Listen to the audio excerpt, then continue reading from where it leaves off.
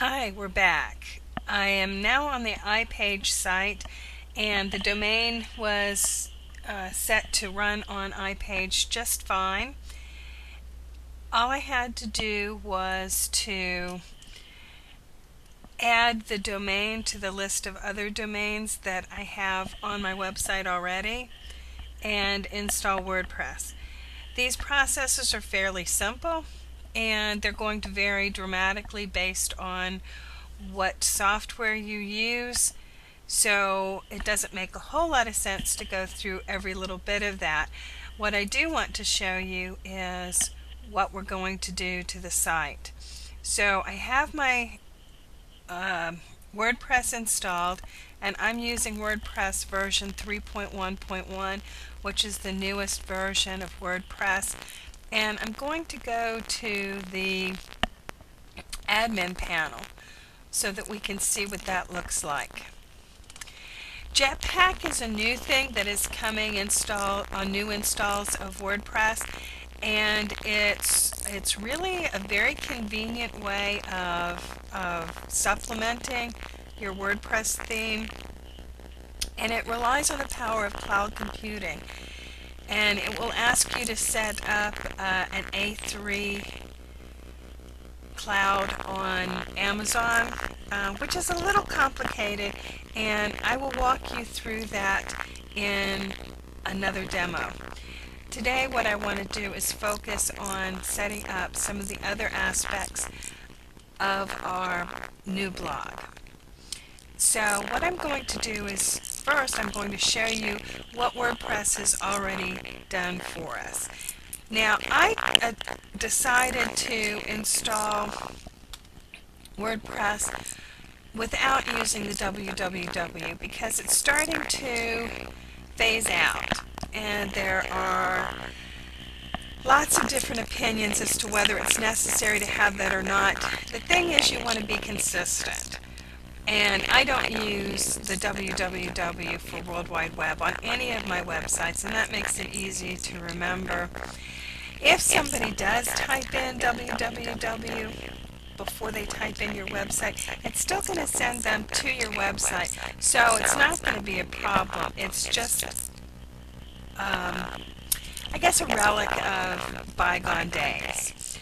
So the new website is called My Wacky Life Over 40, and in this case I bought the .com.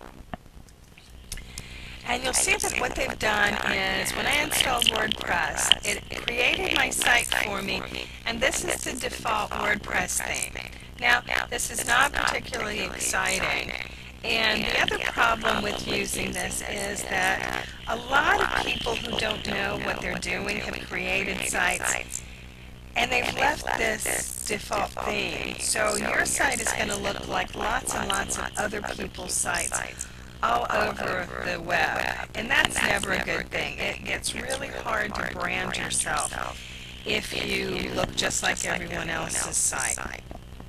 So I'm going to want to change this. And when I do this, usually the first thing that I do is I install a new theme. Now, if you'll recall, on Saturday, I blogged in my blogging tips about selecting a theme and some of the things that you should look for in selecting a theme.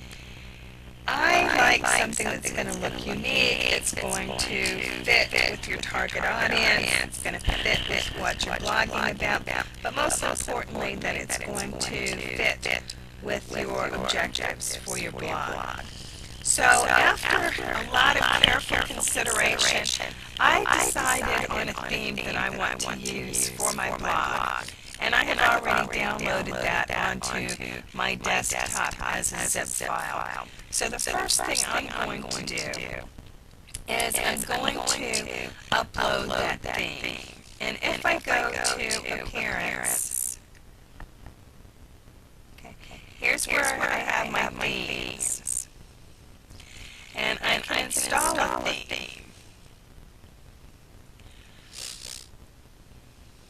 And I'm going to upload it rather than search for one. You can use that as a search tool.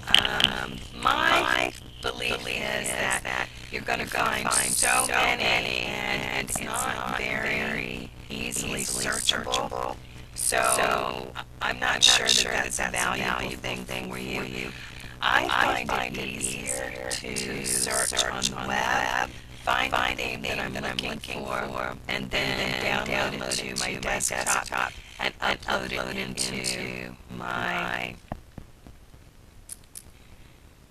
um, into my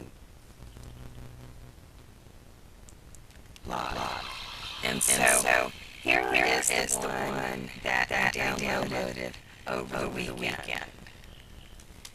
And we're going to just open that, and we're going to install that.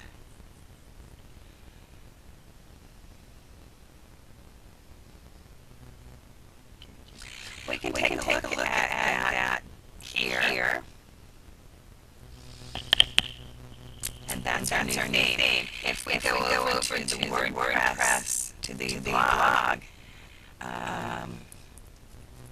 not in the administrative panel, in just regular, we'll see the same one, but we refresh it. We should see the new theme appear for us. Okay.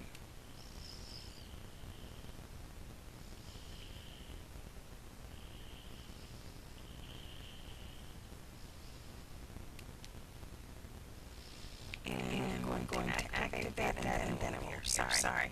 Missed one step.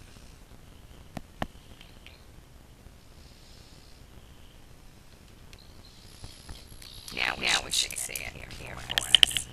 There we go. The thing I like about this theme, actually there are several things. One of the things I liked about this theme is the color scheme. If you noticed in the heading and footer of the PowerPoint presentation I'm using at the beginning and end of all of my videos, you'll see this color scheme with the purple and the green. I think it fits really well with what we're looking for, because it is very feminine without being too feminine, so there's a hint of strength to it as well. The other thing I like about this theme is that quite a bit of the theme shows up above the fold, meaning that it shows in one screen of the on the computer. And I have a relatively small screen, so I know that if it shows up for me, it's going to show up for everyone else, at least at this level. And so here I have quite a bit above the fold. It gives me some opportunity to show people things. People are going to be less likely to go below the fold if they don't see something that they like. And because we're trying to make money in this blog, one of the things we're really looking for is to be able to put some advertising in the top portion of this. Now, one thing I don't like about this theme is there's a little bit more space up here than I would like. And in a way, this is kind of wasted, because it's going to mean that we have less space above the fold. Now, I'll show you later on how we can adjust this to give us a little bit more space above the fold. But for now, we're just going to leave that. It's an advanced technique to actually go into the PHP files and make those adjustments. And we want to stay away from, at this point at least, having to get into HTML, which is the programming language that's used to construct these web pages, and PHP, which are the files that are used to hold the structure of the blog. So we're happy with that. We've installed the WordPress theme.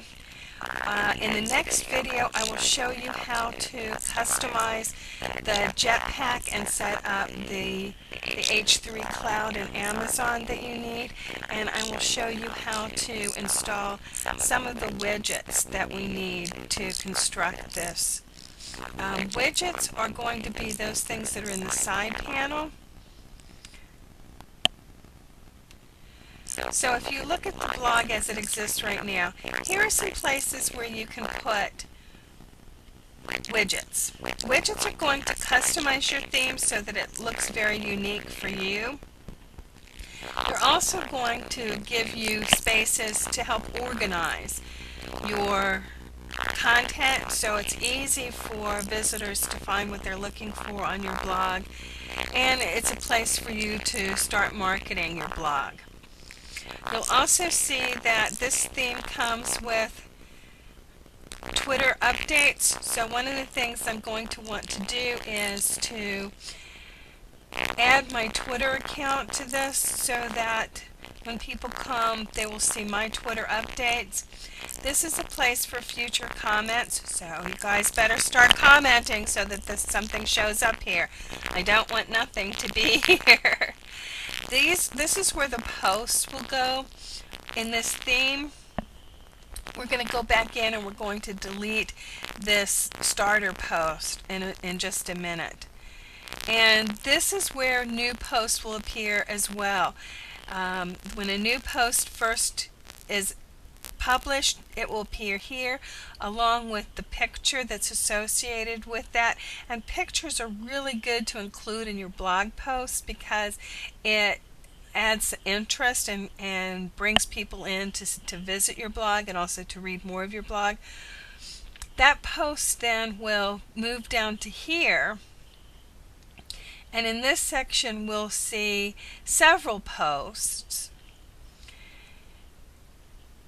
and then as we create more and more posts, it will create multiple pages, and each page will look simpler because you'll just have the widget, you'll have posts, and then you'll have this footer area, which I'm going to talk about in a minute.